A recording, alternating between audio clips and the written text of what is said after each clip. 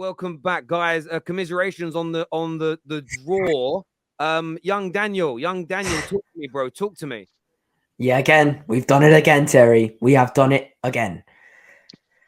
I don't know what to say anymore. We got dominated by a relegation team. How more embarrassing does it get? We have an opportunity to go third. We have a very good opportunity to go third.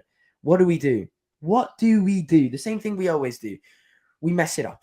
It's disgraceful at this point. I don't know how we do it. Honestly, it's actually just gotten super. I honestly believed once Everton got down to 10 men, I was like, this game is ours. There's no chance we lose this game. And then Mora gets sent off. You can't write a script any more embarrassing. It's impossible. We do this time and time again. And this international break has made me miss Tottenham. I miss watching Tottenham. Came back into this game, and then I'm like, oh man, I wish I could go back into international break. It's a mess, Terry. It's a mess. I don't know what to tell you. Our football club is a mess. We don't have the players that could play on any system. Everybody wanted Conte out. Conte said it. Any manager, this does not change. It's proved itself today. It's just proved itself today. It certainly has. Jacob's here with us as well. We're going to bring in Orchi to the show as well. Jacob, just to be up against 10 men with minutes to go, sitting back. Why this approach from your manager? I don't know if it's beat into the players to do this, if it is a tactical thing, but I mean, we've seen it in the past where, that was cool. We've seen it in the past where when Stellini and Mason were in charge, they made tactical decisions that benefited us, and I really thought that I was going to see some of that today. The substitutions were highly questionable. I mean, Clement Longley for Davinson Sanchez, maybe I could understand that because he had the yellow card. He wasn't looking too well that match.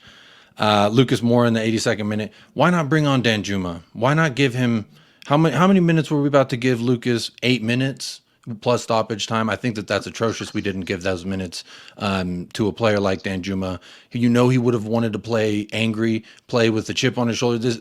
You talk about that extra 10% when it comes to what's the difference in a match, and it could have been the 10% from a player like Danjuma actually playing with some fire. And I thought that it was just very disappointing. I think at this point, I'm no longer angry. I'm just getting disappointed with my club. I expected more, even though we are with a dual-headed interim. I don't know what you want to call it, Stellini and Mason, but it's not working. It hasn't worked when Conte was here. When he was gone, it didn't really work, and we papered over the cracks. That's just kind of actually been the story of Tottenham this season.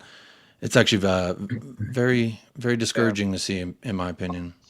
Bro, I hear that. And I also look at the fact that the news has come out tonight that Chelsea are they're trying to bring in a manager now. They don't want to wait until the summer. They want to act now.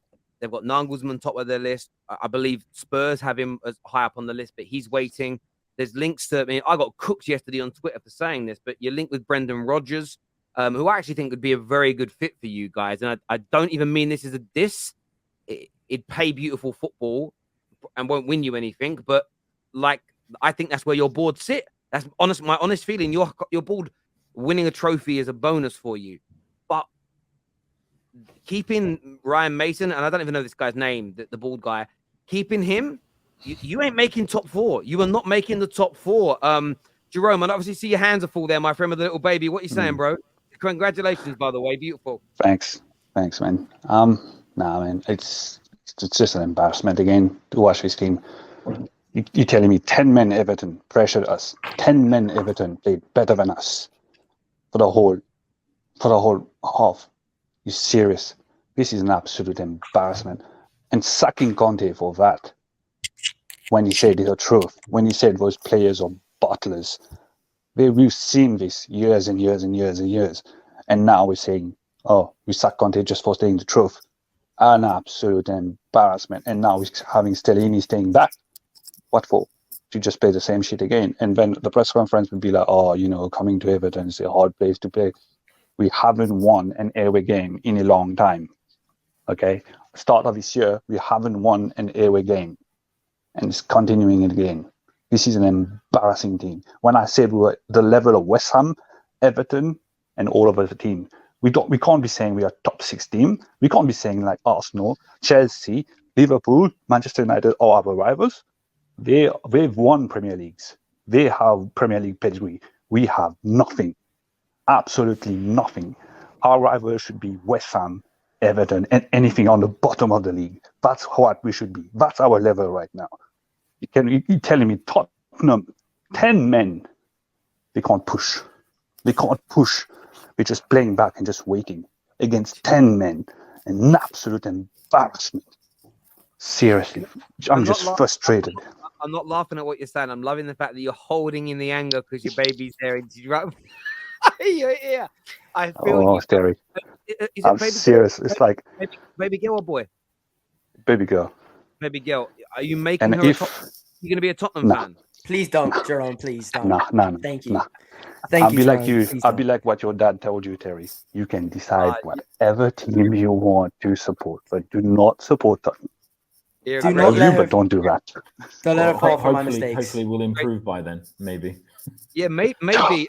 Orchie, long time no speak, my friend. Talk to me about tonight. Yeah, it's absolute shambles, mate. I can't. I'm so angry, to be honest. It's where do I start? I mean, exactly what guys have said. I don't understand why Danjum isn't getting a game. I don't understand how Son is still starting games. Okay, Conte's gone. So why do we not try Danjuma? Start with Danjuma. Start with Mora even, and we've got 20 minutes to go, like you say, to see out the game. It was quite clear. Skip wasn't exactly having a great game today, but certainly in the last 20 minutes, why not change it up? Take Skip off, bring Sarr on. And I understand Langley had a yellow card, but I mean, Davinson Sanchez is an absolute joke of a player. I still can't believe how that guy gets a game, even if it's just for the last 20 minutes. It was just shambles. It was just one decision after another. And when Conte was away, Stellini was, he did all right. But then, I assume, that was under kind of Conte's instructions. But, I just, like you were saying, Chelsea, all right, they sacked Potter, but they immediately taken action. And this club, this is exactly what's wrong with Tottenham. They should be going whoever it is that they want, whether it's Nagelsmann, whether it's, they're going to go and get Pochettino again, or whoever it might be. Act now. There's 10 more games to go. And Tottenham, like how, like Jerome was saying, we're not a Liverpool, we're not an Arsenal, we're not a Manchester United. If we end up outside the top four, it's going to be difficult to get the kind of quality players, our first choice players that we want to get in the summer. Yeah. We're not going to get it. So top four for us is important because Liverpool can still, even if they end up finishing 5th or 6th, Chelsea, if they end up getting 8th or 9th, they're still going to go and get the top players that they need. Orchie, I've got a question. Those top players that we want so badly, why didn't we get those same top players last summer with Champions League football? We went out and got an older goalkeeper than Hugo Lloris. We paid 60 million for Richarlison. We got a stopgap in Clement Longley, and we got a bunch of players that we didn't need. We didn't cover the problems. Top four won't do anything. Champions League will not do anything. No, top players call for top dollar, honestly, and that money speaks at the end of the day. And if we're not going to shell out 80, 100 mil on top players like a Josko Vardy, all these players that we can never even imagine coming to Spurs, we're never going to progress because we're going to spend mid-table money. We're going to spend, and the quality that we bring in is going to be mid-table. And to me, that's the problem. And it starts at the head. And it's Levy, it's Levy, it's Enoch, it's Joe Lewis. I think we need to change those. Those guys need to change. Unless they do something completely different, unless they go and do a Bowley, they show me that they mean business, which they haven't so far in the last 20 years. It's not going to. In 23 years old, Chief. They won't do that. They won't do that. But for me, I don't think the problem for me personally is how much they spend. I think it's more on where they spend it on. And you see transfers like I love Richarlison, but 60 million for him is a disgrace. That same 60 million, you could have gone and splashed it on a center back, and you have a quality center back. It's stupid. The way that we use our money is dumb. That's the problem. Dan. We like one example, right? Christmas time, Trossard. We could have got Trossard, and we let him slip to Arsenal because we were dilly-dallying, and then Arsenal went in one day. They made an offer, and they got Trossard. And it's I know you ended up with Kulusevski last year, but that's 2 Januaries running. The previous January, you spent all January trying to get the price down for Luis Diaz, just for Liverpool to come in the dying moments, take him. And then just I believe. And you're not always. And the thing is, you can't always then pull off a Kulusevski. That was a quirk of fate. That was a free. Alan joins us for the first time in a while, my friend. What you saying, bro? Yeah, this is why when Conte left, I said we must get in a manager because Stellini is just Conte watered down. A little bit of freedom in the first half, like we saw when Conte wasn't there. And then literally exactly what was under Conte happened tonight.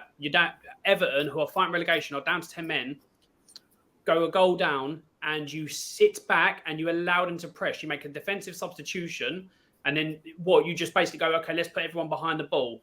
And we shot ourselves in the foot. We don't deserve Champions League football. I don't want Champions League football. I've had enough of this. Oh, let's get top four. That mentality we've got into is literally, Champions League. Oh, and that's where we deserve to be. No, I've had enough of it. Let's talk about the situation. Why is Lucas Moura coming on when he's leaving in the summer?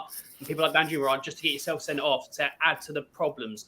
You've got plenty of players there that didn't play today. Sorry, we've got to call a number of players out. Skip was awful in the midfield today. You had, and we can't just go after certain players because they're not like from Tottenham and stuff like that. Eric Dyer was, problematic in defence. Son, I'm sorry, again, was absolutely nowhere. He's ball, like passing, getting caught in possession. Absolutely everything about Son was off again today. It's people saying it's a bad season, all that. You can understand that, but I think you need to cash in on players like that. Harry Kane's going to go cash in on them. We need a complete refresh. And yes, we can blame the owners in regards to not having the funds there the entire time. But let's not get it twisted. Loads of this fan base were saying, "Oh, we won the transfer window. We done this, we done that." And now because they haven't worked out, now all of a sudden it's like, "Oh, okay, we didn't get what we needed." No, we had 6 players in. Loads of Spurs fans. I gave it a 7 out of 10. You could have had a quality centre back come in to top it off and have a bit more stability.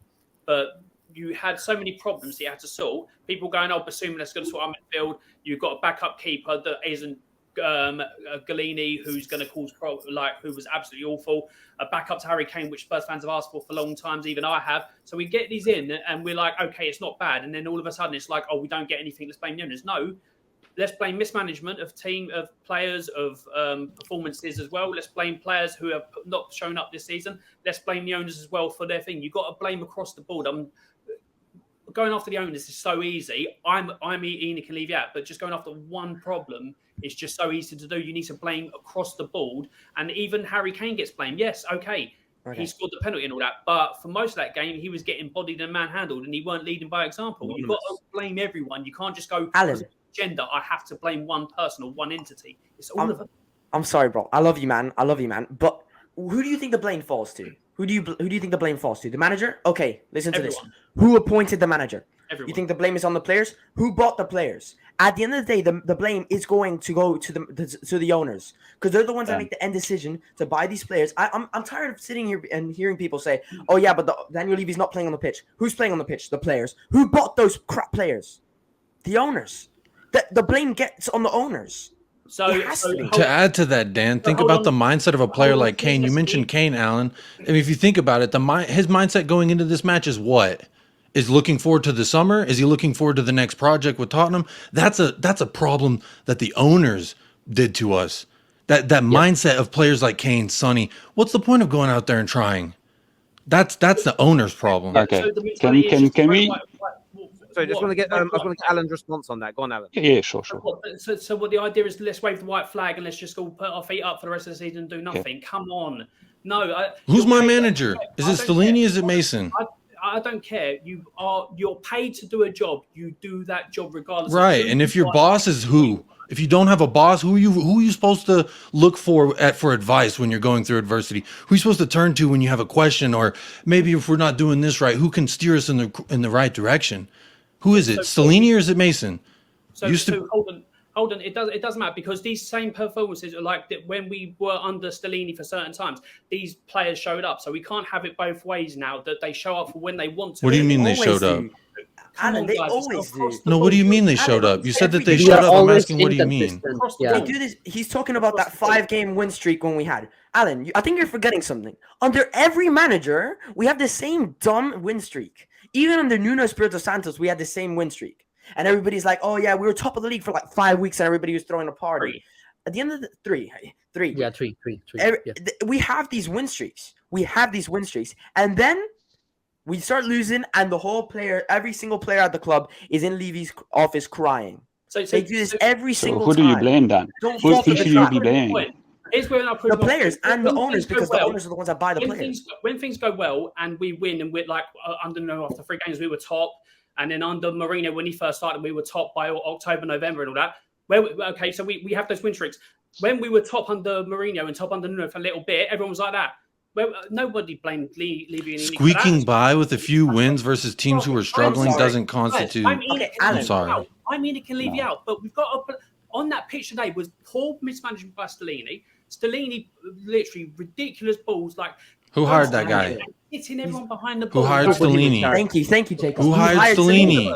Who hired put Stellini in that position to make those calls? If you're going to sack Conte with 10 games to go, and we had an international break, Alan. We had an international break, and if you're going to sack Conte, fine. I don't disagree with that. But then you get somebody in immediately, because at the moment everybody knows Stellini is not going to be the next manager. Like the players even know that he's not going to be there come the summer. Nagelsmann is sitting there. Yes. What was the first sentence I said when I came on? This is why I wanted, when Conte went, I wanted a new manager. So you're basically saying I didn't say that when it was the first sentence I said. But it doesn't matter who comes in at the end of the day. Alan, it doesn't matter who comes in. Does it not matter? We've seen every single style of football under this owner, and none of them work.